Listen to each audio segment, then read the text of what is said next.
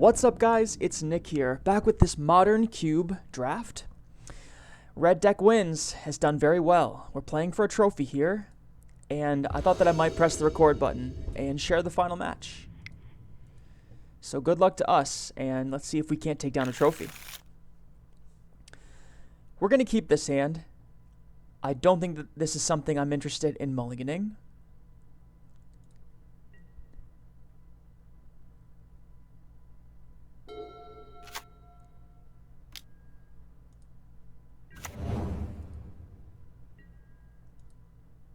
Our opponent leads with a Mana Dork.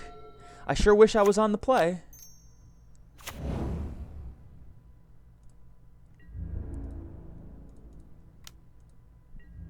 Being on the draw in this situation gives my opponent some life.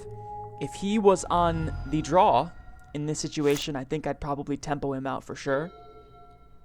But he's got a window here on his turn 2 where he could play something that costs 3.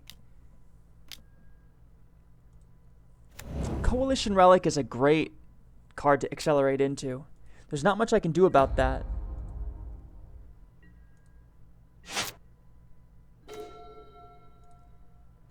But I do have some disruption for him in the form of Searing Blaze.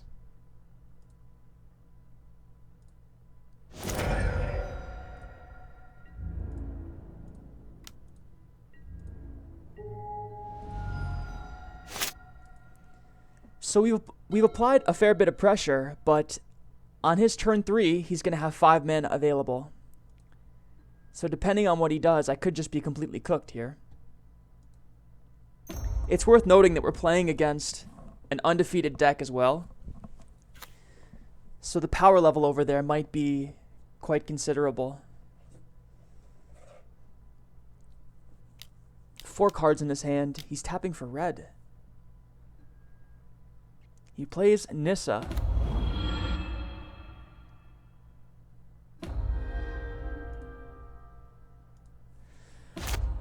That's pretty rough for us, because we can't kill this.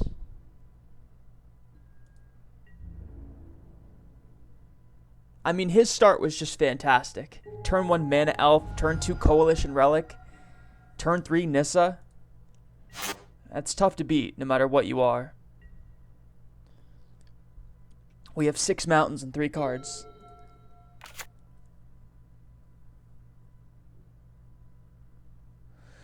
We could play On-Crop Crasher and prevent him from blocking. Hit Nissa for 4, but I don't think that does too much.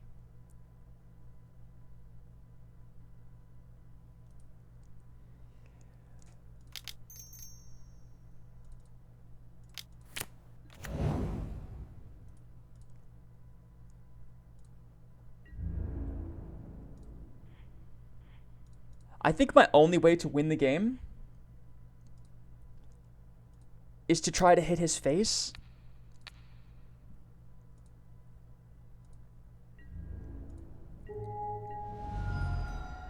Let's say potentially next turn I play Purphoros and then draw into Siege Gang Commander. Well, that wins the game outright if he doesn't have life gain.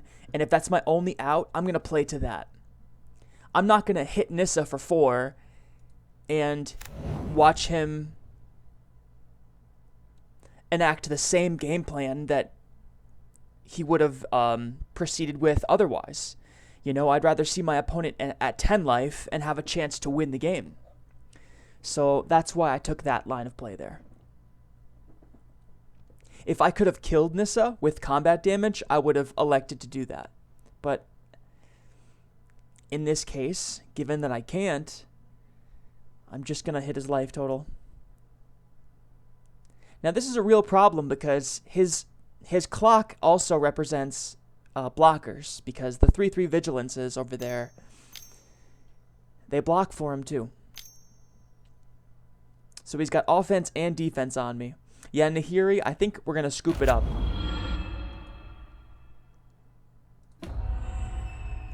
Unless I draw into Siege Gang Commander,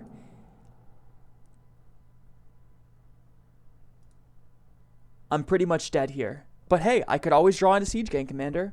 I have 2 draw steps to do it, maybe 3. Probably just 2.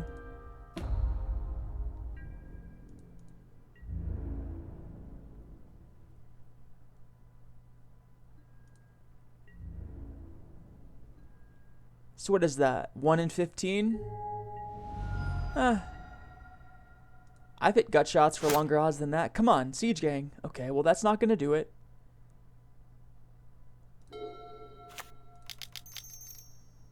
Still going to play to my outs, though.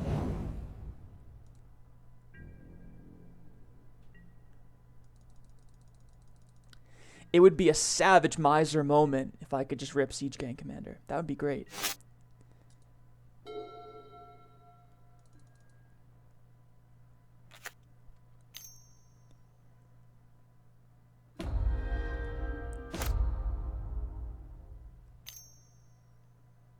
He may have some sort of action to kill me this turn.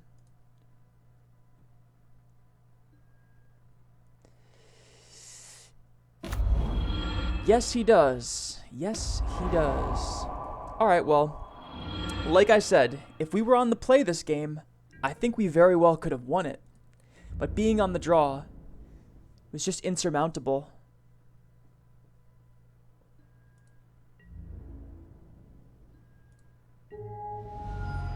Okay, well, adversity is a good thing. Sometimes you have to face adversity to win in style.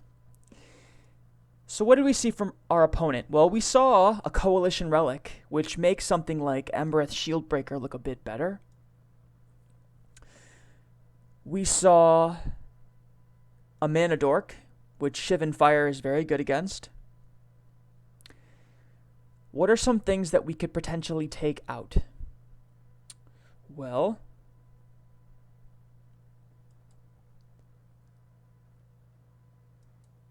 not entirely sure any of our cards look bad against our opponent. I think Shivan Fire might be an overside board, as well as Embereth Shieldbreaker. I don't know that he has many more targets for something like that. The trouble is that all of the cards in my main deck are so good, I don't want to sideboard any of these out and dilute the main deck. Especially on the play, I just want to apply pressure and win the game. Maybe when we're on the draw, I'll bring in some hate cards. Like, if we were on the draw, I would want Shivan Fire and maybe the Shieldbreaker, but I think Shivan Fire is more important.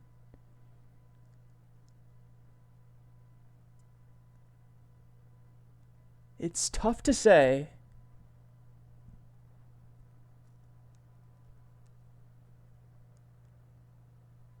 I have a minute and 20 seconds to think about this.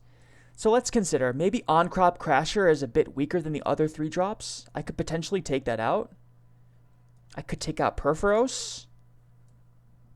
I'm going to take out this card and bring in Shivan Fire, because he showed me a really good target for that card.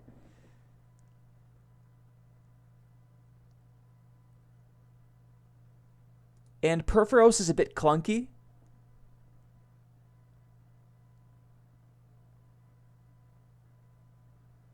That seems fine.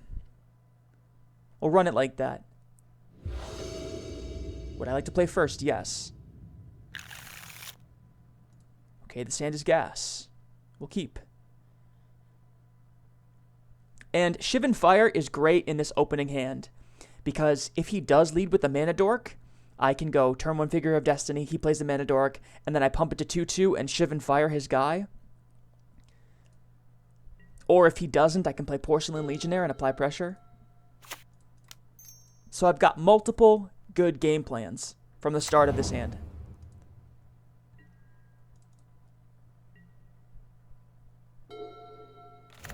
I hope that he doesn't play a Mana Elf here.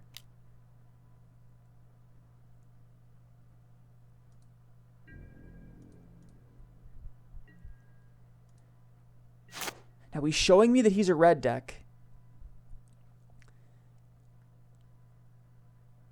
What I'm afraid of here is running out Porcelain Legionnaire and dying to Forked Bolt. That would be bad. But of course I still have to take this line of play. I can't play around Forked Bolt in this situation. I do think that he would have played that way if he had it in his hand, like, because I could still pump up Figure of Destiny. Okay, he plays a Signet. That's good for me.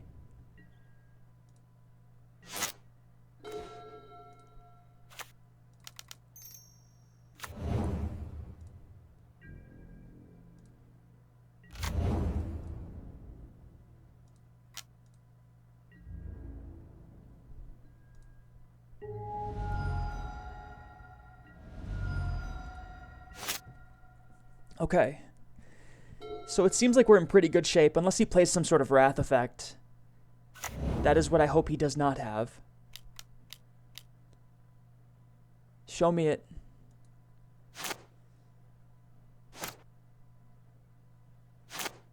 Show me the sweeper and I'll scoop him up.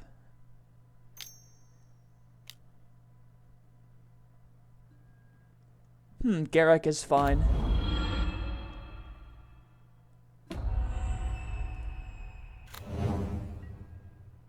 That is fine. So how do we play this? I think I'm inclined... This is quite difficult. I have multiple lines of play that I could take. Like, a bunch of them, actually.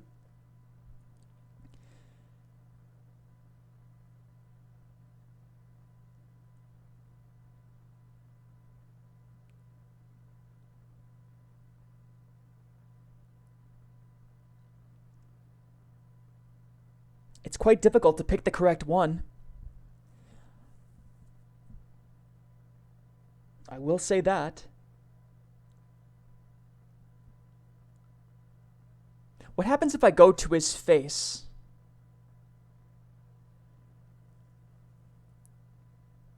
I could make Figure of Destiny a 4/4. 4 plus 3 is 7. I'd have 9 in the goblins. Plus 4, that's 13.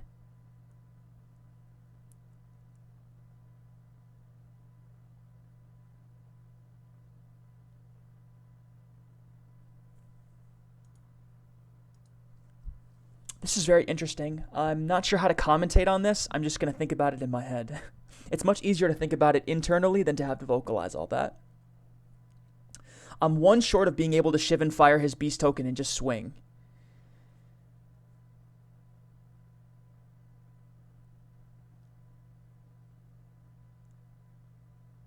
I could just Bone Crusher Giant and stomp his Garruk dead.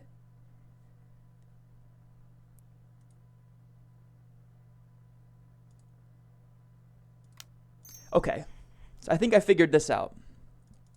I could always activate Figure of Destiny in response to him blocking, so I don't need to pump all the mana into it right away.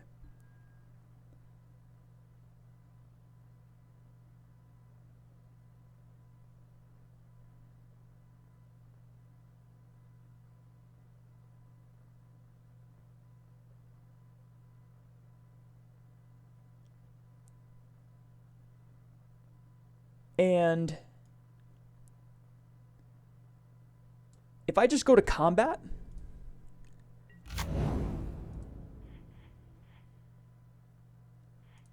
I can send this at Garruk, send this at his face, send this at his face, and also these at his life total. He can't really block Figure of Destiny. If he does so, I'm just going to pump it up in response, and he takes a bunch of damage. So I don't think that's really to his benefit. He doesn't accomplish anything in that situation. He doesn't deal with any of the goblins. He's probably going to block the Rabblemaster, right? So Garruk dies. He takes 5. And then I play a Ferocidon. That's what I think is going to happen here.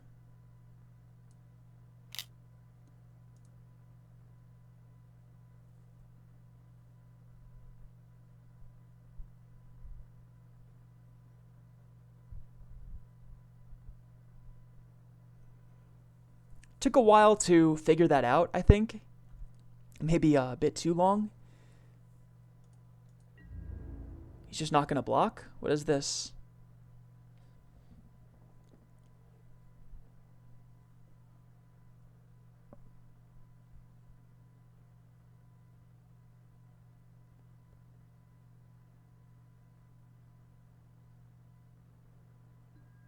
Why would he do this? Okay. So in this case, he takes 9 damage, loses his token, and I lose nothing.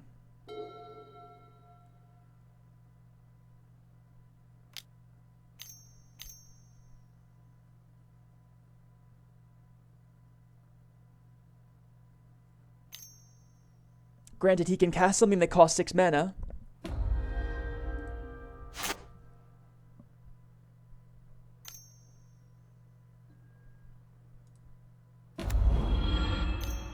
But in most cases, I'm not really too concerned about that. He has 2 mana to play with here. Not sure what he thinks he can do with it. He's going to play a Signet. Okay. Well, I think my line of play was correct. Yes, it was. Okay. So we go into Game 3. Now, what did we see from our opponent? We saw 2 Signets, which means that he has a lot of artifacts for us to blow up. So we should probably be playing Embereth Shieldbreaker. 1 mana, destroy an artifact, and then have a 2/1 creature to play after it. That's a really good play. We can't miss out on that one. We also have a Braid, so that's 2 different ways to deal with artifacts. Shivan Fire is probably even better on the draw, given that we want to be able to keep up with his acceleration. I don't think I want to play Grim Lavamancer. What do I want to cut here? I'm on the draw, so I guess maybe a higher casting costed card, like maybe Sarkhan.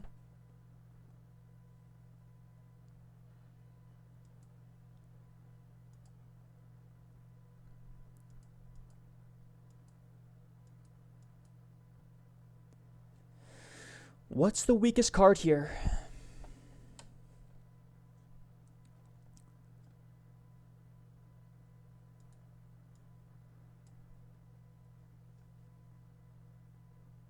Maybe a mountain. It's possible to play 16 lands, right?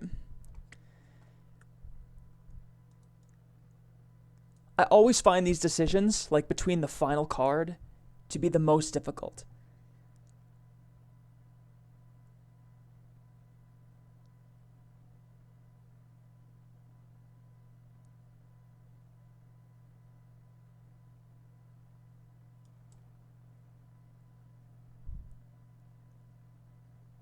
One minute to think about it. No pressure, just being on camera, playing for a trophy on Magic Online, trying to pick like the final card to cut.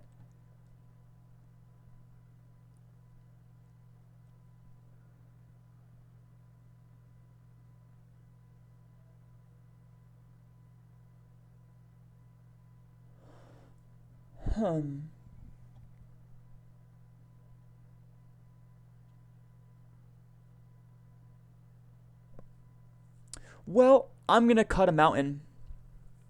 I know that seems crazy, but 16 lands is probably pretty good. We're very low to the ground, and we're on the draw. We have more time to draw into lands. If we open with like 2 or 3 lands in our hand, that's fine. We're never gonna need more than 5, and our mana sinks are few and far between. Good luck to us. Come on, lands, baby. Oh, of course we keep a 1-lander. Wow. Well, we're going to gamble. We're going to gamble. I have 2 draw steps to draw into lands, not just 1. I guess I need to draw back-to-back lands. Maybe I should have cut Siege Gang Commander, something like that. I just don't see how I can mulligan a hand like this. Can we mulligan this? So much action. I guess we have a 4 and a 5 drop that we may never play.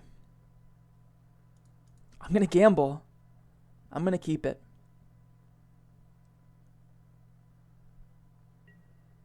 Our opponent went to 6, so at least that's like a decent sign. Even if we stumble, we may be okay. Come on, land! Land! Rip it! Please. Yes, okay. Well, we've been bailed out. We've been absolutely bailed out there. We're not out of the woods yet. We still need to draw more lands.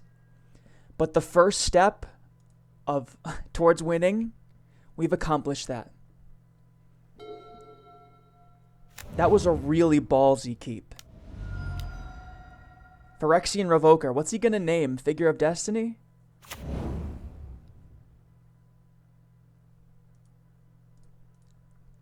Probably, right? Yep. Okay. It'd be really cool if we could draw another mountain. That would be fantastic. We're playing more of them than anything else.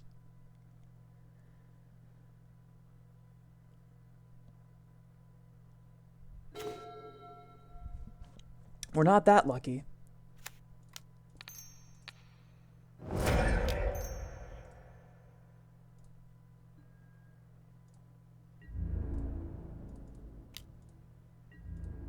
The reason why keeping this hand was so risky is because we needed to draw into multiple lands, not just one. Our opponent seems to be stumbling on mana too, unless he is just bluffing us here.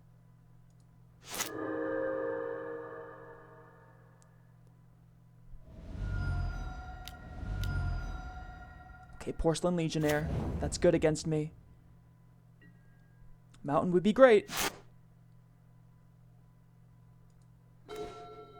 Abbot of Carol Keep is also very good, because if I have a mountain on top, I get to play it.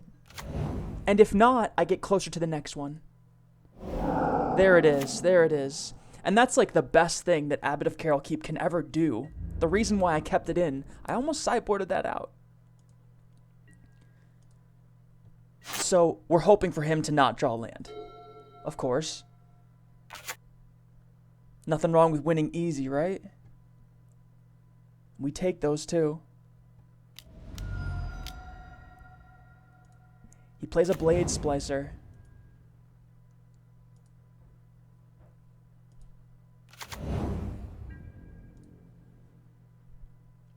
But he's struggling to go on the offensive because if he needs both of his first strikers to be back on defense. If he were to swing with one, I could pump up Figure of Destiny and get in there with a 4/4. Every time he taps Mana Confluence, he loses a life point.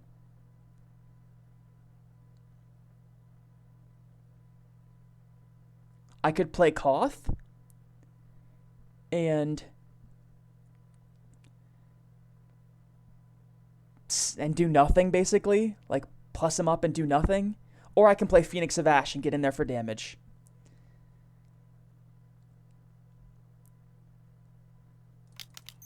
I don't think I have much of a choice. I have to play Phoenix of Ash.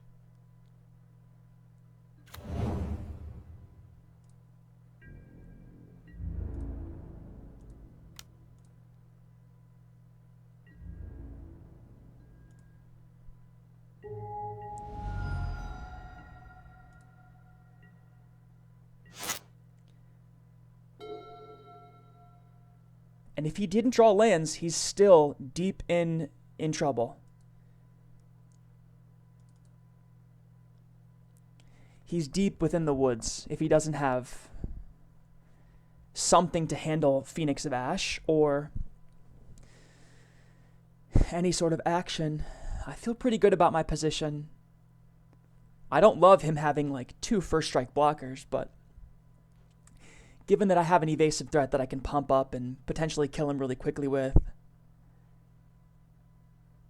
I think we may have won a trophy here.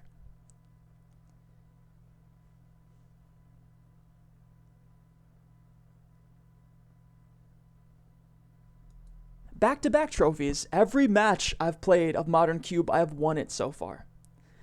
That's a pretty cool record. I like that record.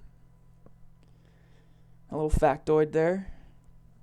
What is he thinking about? Whether or not to tap Mana Confluence? I could see that. Maybe he's thinking about going offensive.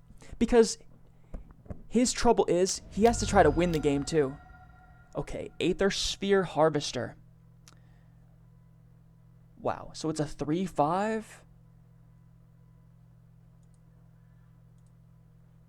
You're gonna have to forgive me. I'm pretty sure... Oh, wait. I have to look up this keyword ability. Until end of turn.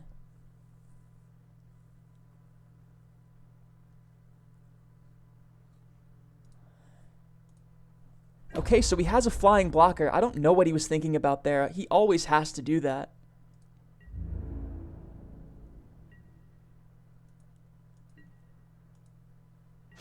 That's actually a really good card. Well,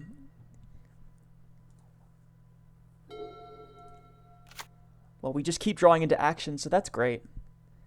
Siege Gang Commander represents a really big problem for him. Do-do-do.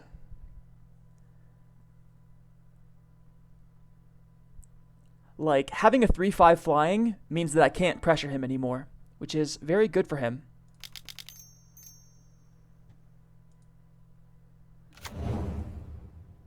But we play a Siege Gang, which is, of course, very good for us.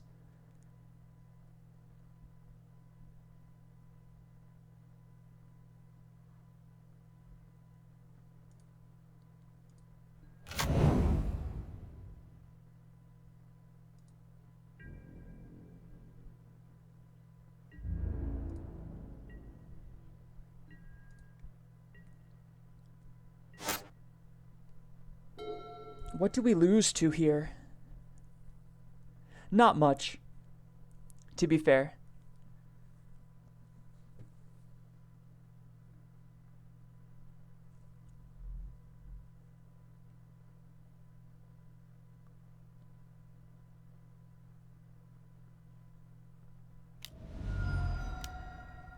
He's going to go to 9. Okay, Dromoka's command. That's something that we could potentially lose to. He puts a counter on this, and these fight each other. Okay.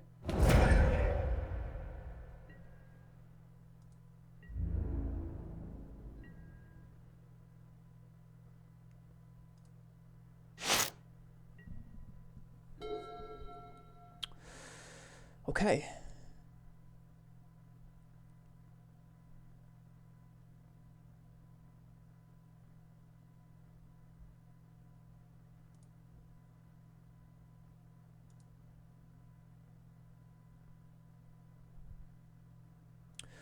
Well, I could pump up Figure of Destiny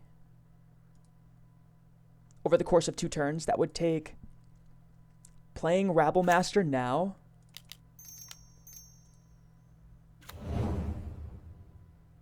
And passing the turn. Next turn I could, or at the end of his turn, I'll pump up Figure of Destiny. And on my turn, I'll make it an 8-8 flying first strike.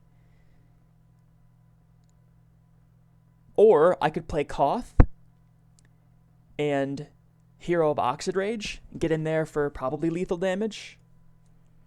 Our opponent's in a lot of trouble. I just don't know, like, the best way of going about this.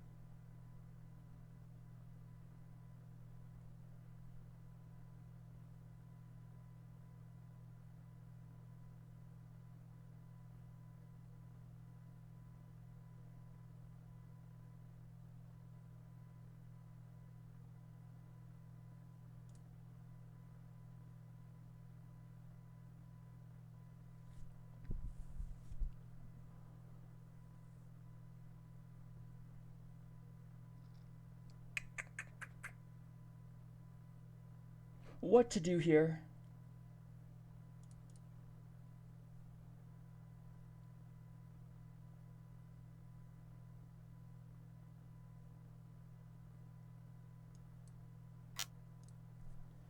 Just going to send the goblins in.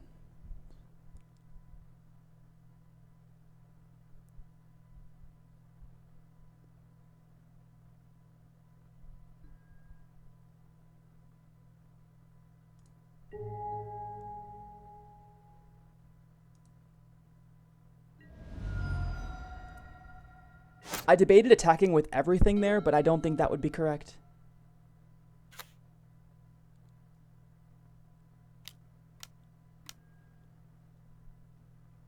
O-ring.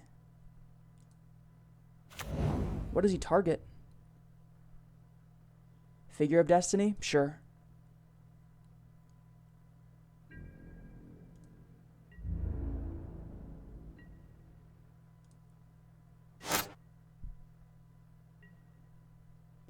Chain Whirler is good. Okay, what do I do here? I could play Koth, minus him to make more mana. That seems fine.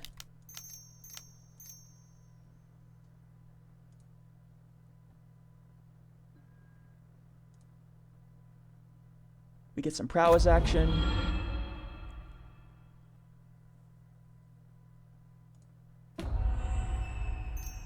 We're going to make mana. Play Chain Whirler.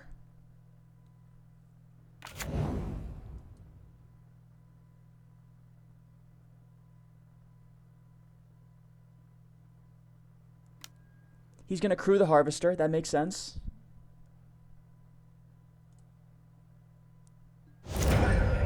And we play Hero of Oxid Rage.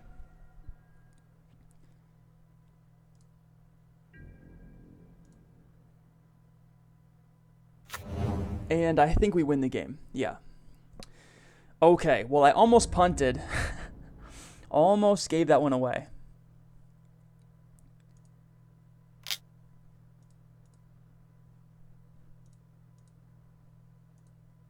Keyword almost. So, still undefeated in Modern Cube.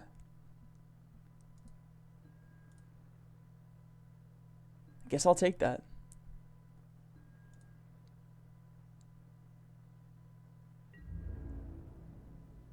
See, when I played the Rabble Master, I forgot that it required all my goblins to attack on that turn.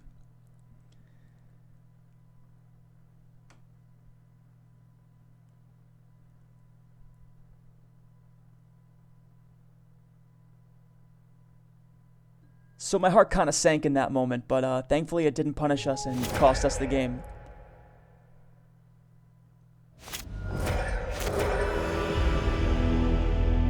Ba-bum! Alright, league completed. Well, that's mono red. Red deck wins. Hope you guys enjoyed the gameplay. Thought that I would press the record button and hold myself accountable for punting, potentially.